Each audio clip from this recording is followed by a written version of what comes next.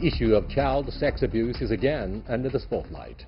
A Chinese billionaire and wealthy financier, Jeffrey Epstein, in the United States have been detained for suspicion of child sexual assault in separate cases.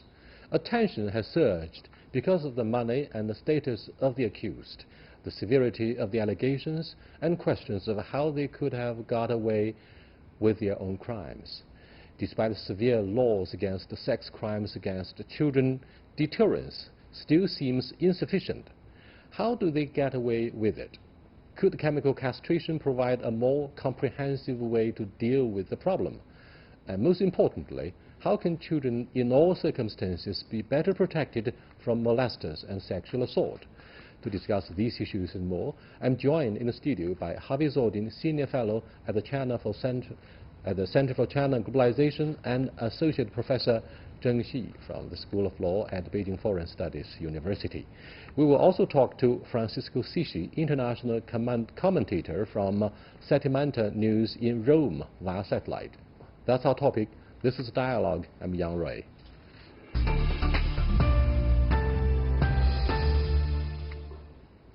Welcome to Dialogue. These days we have so many sensational headlines that grip the attention of the general public, either in the United States or China, and it seems they are of the same nature. But can you, first of all, Professor Zheng Xi, briefly tell us your understanding about the nature of such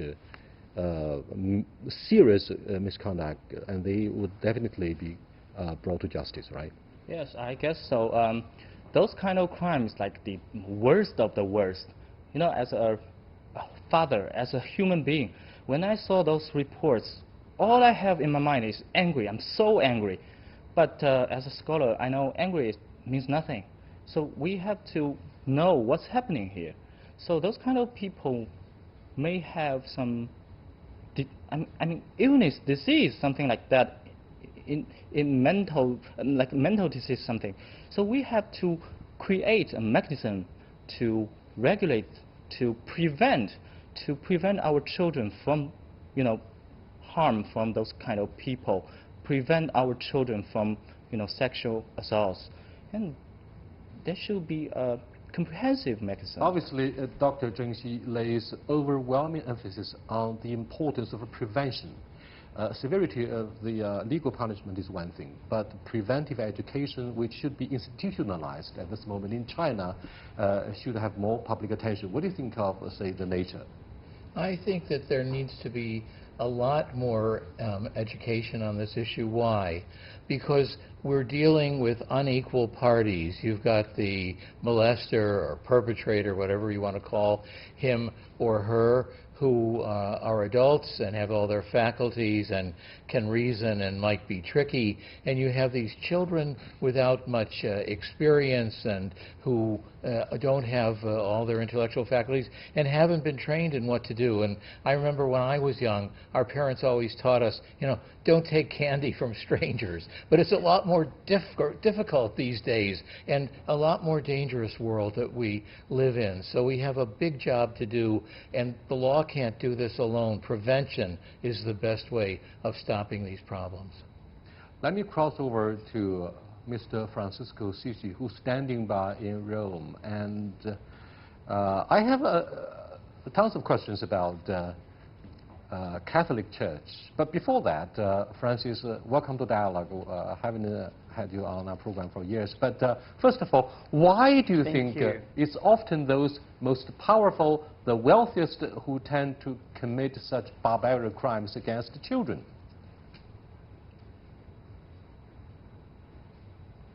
I think it is an issue of abuse of power. I mean, children are defenseless in many situations, and the adults are teachers or offer guidance, and therefore it's easy for them to sway the children and to move them in one way or another.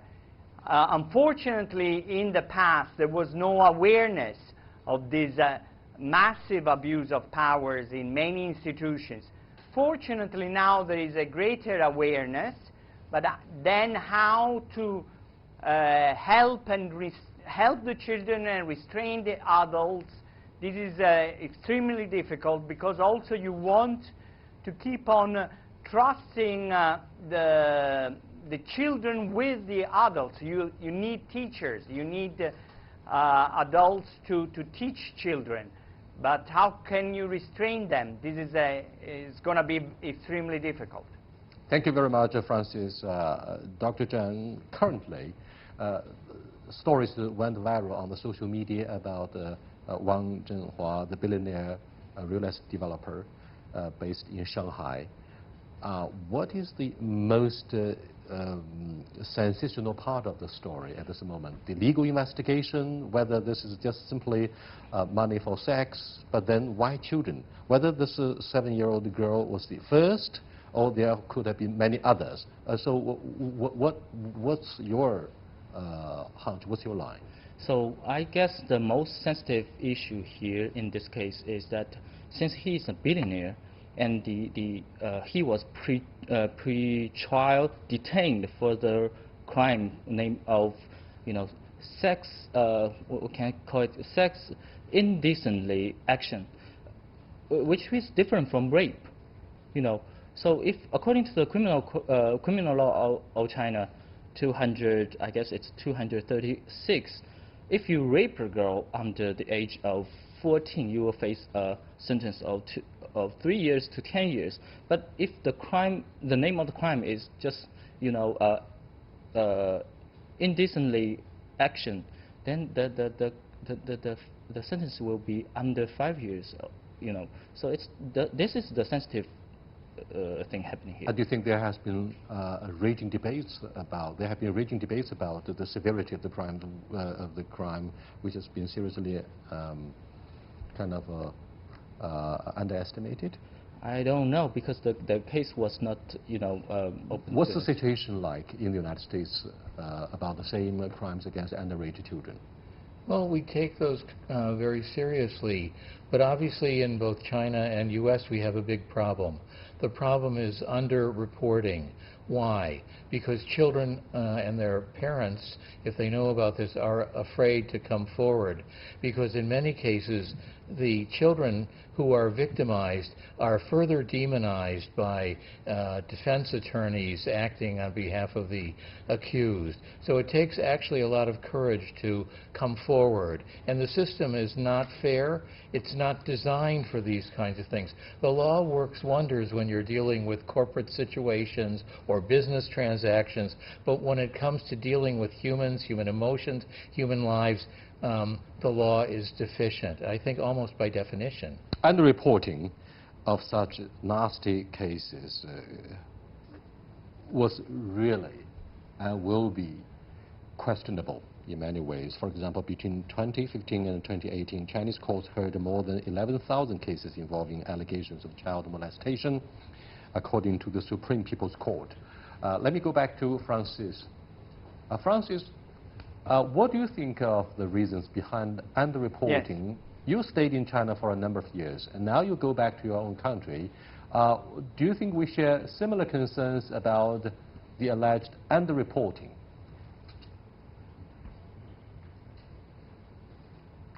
Yes, I think there is a sense of shame when parents have or sense that their children have been abused, because they don't want to further put their children under further duress. I mean, already the children have been molested, therefore they are harmed, and so if parents sense that something is wrong with their children, they may want to take the children away, put them in another institution, but then don't report, don't denounce, because the children would go into further difficulties. So this is a problem here, because parents want to defend their children usually, and then denouncing teachers or whoever molesting them puts them in further difficulty. How to solve this situation then is going to be extremely difficult. You may need some kind of hidden reporting but that meets also other kinds of problems. Journalists have a lot to do, by the way. Harvey, a wealthy financier and registered sex offender Jeffrey Epstein is due in court following an arrest in New York on new sex trafficking charges involving allegations that date to the early 2000s, according to law enforcement officials. Why this guy, Epstein, turns out to be a repeat offender? He's more than a repeat offender. He had pictures, according to the law enforcement agencies, of naked and semi-naked underage girls in the hundreds, if not thousands, and in his apartment in New York. Quite a blatant thing. I think the fact is that he's a guy who's very rich, who thought he can get away with anything, and actually did for quite a few years. In his first trial in Florida, he was faced with a 53-page indictment, federal indictment, which the prosecutor in that case, who is now just coincidentally the Secretary of Labor, the prosecutor in that case squashed all that, squashed that prosecution, squashed any charging either Mr. Epstein or unindicted co-conspirators, and gave a sentence that allowed Mr. Epstein to work from an office 6 days a week. And when he was in his jail, it wasn't really a jail. It was more like Mar-a-Lago with a few bars. It was a very nice place where he was. To me, it says this American expression that we have, that money talks and BS walks. He had the money. He bought people off. He had the best attorneys in the world, actually, and he used them to intimidate those girls and to intimidate actually the prosecution. So the prosecution ended up being a part of the defense. It's a terrible thing that happened.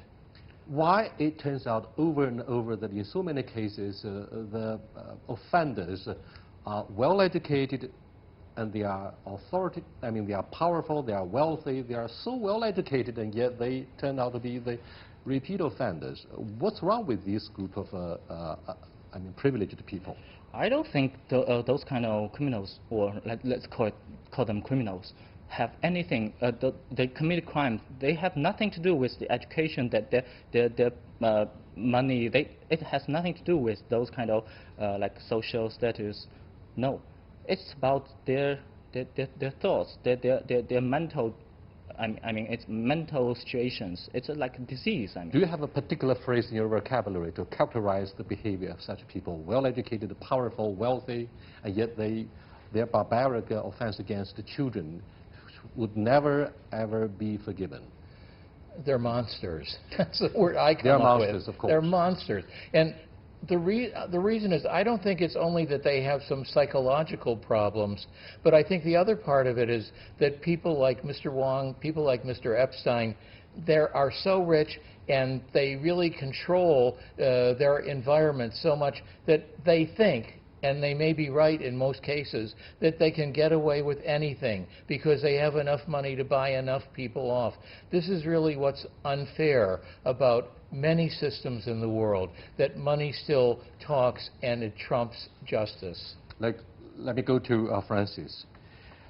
Let's look at the Catholic cleric charged with the child sex abuse, convicted. Francis, you are from Italy. Now, Catholic Church is so powerful in Italy and in many other parts of the world, and yet we have heard so many stories about molestation committed by clerics, by the religious people there. What's wrong with them?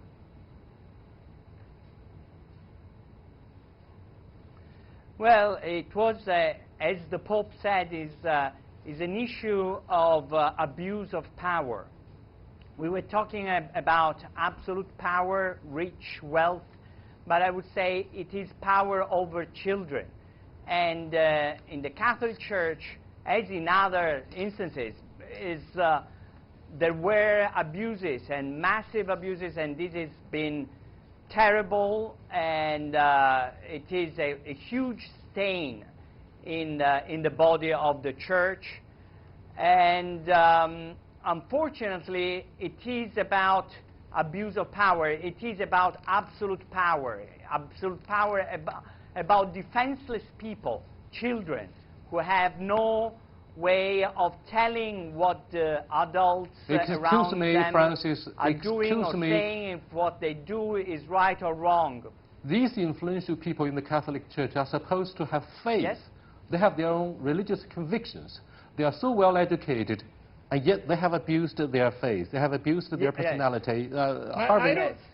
Francisco, I don't think that they've only Absolutely. abused children. I think that they've abused families, and they've bought silence. Silence for children have been abused. Silence for children who've been raped. And I think the Catholic Church made a fundamental mistake when 1,000 years ago, please let me finish, 1,000 years ago, they decided to do something that's not written in the Bible, but to enforce a rule of celibacy on the priest. And unlike the churches that came later, the Protestant churches that grew out of the Protestant Reformation, where priests or ministers can marry and can also help their husbands or significant others to minister, the Catholic Church is enforcing an impossible rule.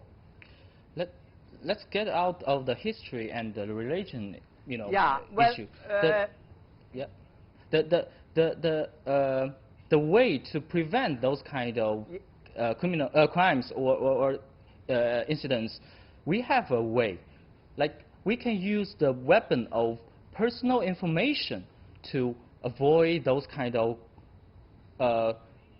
convicted criminals to get into those kind of particular areas. Like, what do you mean by personal information? Like for us, GDPR has provided a right called the right to be forgotten.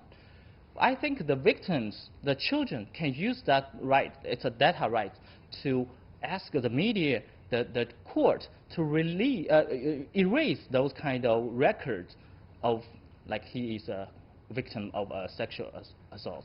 And what's more, the criminal of the sexual assaults against children should be the personal information of those criminals should be open to the public. People should have access to those kind of personal information. Like in United States, there's a Megan's Law. Those kind of criminals' information was on that website, and people can get access to it. So big data, transparency of the track record of those repeat offenders who should have been exposed on the social media. Yes, Francis? Yeah, but yes, there are many issues here. And the issue of celibacy of priests, definitely lots of people argue about that, but many religious groups, including Buddhists, for instance, choose to have their priests not to marry because they vow to dedicate themselves to the people. So they sacrifice all their personal lives in order to help the common people. This is true for the Catholic Church of the Latin rituals. For instance, the Oriental rituals in the Catholic Church, they marry, not those of the Catholic, of the Latin side. Buddhist monks don't marry. Jain in India don't marry. So it's a religious choice of personal sacrifice. However, it's true that some people don't find this tenable, and then they commit terrible, terrible crimes. Let's call it cruel crimes. However, getting everybody to marry, all the monks and the priests to marry, historically has not been the solution. Also, I have doubts about putting all information on the website, because then we are on a media lynching.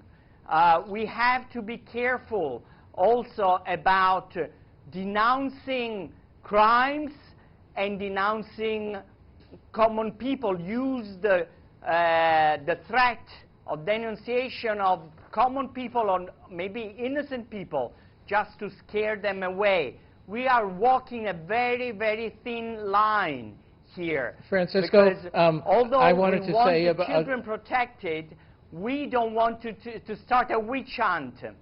In Buddhism, there have been problems as well of Buddhist monks also attacking Buddhist nuns. So in Chinese we call this kind of monks 花和尚. Okay. Okay. Well, it's also a problem, and I think the Pope, the Holy Father, has said that he would consider now that married men might be able to join the priesthood. I think this is a good thing. And let's face it, the church does a lot of work, but it's also a big bureaucratic institution, and it protects itself. It spent over $4 billion in payouts to people who've been abused since the 1980s. In the Northeast of the United States of America, it's spent more than $10 million fighting legislation that would give rights to the people who've been abused. This is not right. This is not moral, and this is not what a church should be doing. Francis, I watched a Hollywood movie called Spotlight, which exposed the sexual abuse of children by priests of the Catholic Church. My question, by the end of the day, after watching this movie, very impressive one, was why the scathing criticism and the voice as such has been silenced by the Catholic. Is that only because of the money, the authority of the church? What else may have been done, in your estimation? Why criticism has been silenced? Well, I think at the end of the movie there is a very interesting point. The editor who actually pushes the Boston Globe for this investigation wants to get to the bottom of it, because there was a kind of denunciation 20 years before, but this denunciation was quashed. And then he wanted to see who was the editor who silenced the first denunciation, and he finds out that actually it was himself. He, as a young reporter, underestimated the first denunciation of this molestation. I think there is an issue of awareness. Now we are more aware, and rightly so, about the sexual abuse as part of abuse of power. We are talking about abuse of power over defenseless children. And now, fortunately, we are more aware of this. But 20 years ago, 30 years ago, there was much less awareness. I mean, in ancient Greece, it was normal for teachers to abuse their students, and it was not even called abuse and considered abuse. It was considered normal practice. Now we have a different sensibility, and rightly so, don't get me wrong. I mean, I don't say, but I think also we have to be aware of using our mindset to judge what was the mindset of 30, 40 years past. That doesn't mean that the church was right or that the church is right. I think the whole society and also the church is trying to improve the situation and improve the awareness of herself. There is the issue of celibacy, certainly, but it's not that by canceling celibacy we don't have this issue anymore. We have well said. other Thank problems. you so much, we Francis. may have other good problems. Storytelling, a we good have review to of be the movie aware. Spotlight. Thank you so much for reminding me of the meaningful end of the story, the movie. The journalist himself seriously ignored and underestimated the negative impact of such abusive behavior in the Catholic Church. Let's talk about, Francis, your attention and focus on public awareness. Now, Dr. Zheng, in South Korea, the shocking tale of a little girl known as Na Yang may lead to some of the biggest changes South Korea has seen in laws on the sexual assault of children. In the year 2009, a 57-year-old South Korean habitual drunk identified in Korea's national press as Cho Do-soon dragged an 8-year-old girl on her way to school into a nearby church where he strangled her unconscious, raped her repeatedly, and in an apparent effort to destroy evidence, permanently damaged the girl's internal organs and destroyed her sphincter. Next year, the criminal will be out of prison. What are the main arguments on the case in South Korea now? And obviously, there's the outbreak of a public outrage against the criminal They are talking about the severity of the legal punishment. They are talking about chemical castration. Yeah. Do you think this will be effective shock therapy that will effectively deter potentially those who will do the same? This has been used in not only South Korea, but also in other countries like Russia and I guess in Great Britain. I'm not sure. But the most sensitive thing, I mean, the argument about it is based on two things. First of all, is it effective? Is it effective? Will it cause more dangerous situation, like because he was, deprived of his sexual desire? Will he do other things to revenge the society? What's your second point? The second one is that will it, harm the human rights? Like this kind of chemical castration will be abused, like Turing, the code code expert was used. Those kind of method can be used against LGBT, those kind of groups. People are worried about those kind of things. Well, that reminds me of the brutal way of treating Muslim women who allegedly committed adultery in Arab countries. She would be stoned to death, and thieves, pickpockets, their fingers would be cut off under such extreme circumstances. Now, Harvey, from your point of view as a citizen living in the modern age, do you think this is more of a reflection of a pre-modern tribal culture, brutal and threatens to deprive normal people of their human rights?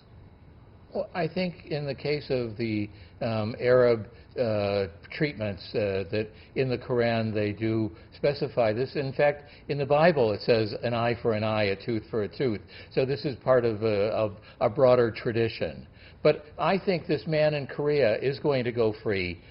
He was given a lighter sentence, actually, because he was drunk and shouldn't have gotten a heavier one. His face is now public. I don't think vigilante justice will allow him to live much longer. But for a person who commits a heinous crime like him, I'm for, complete castration. He's an excellent candidate for eunuchhood, because people like that should be deterred. Other people should be deterred. Thank you very much for your powerful and insightful discussions on the issue of child molestation and pedophiles.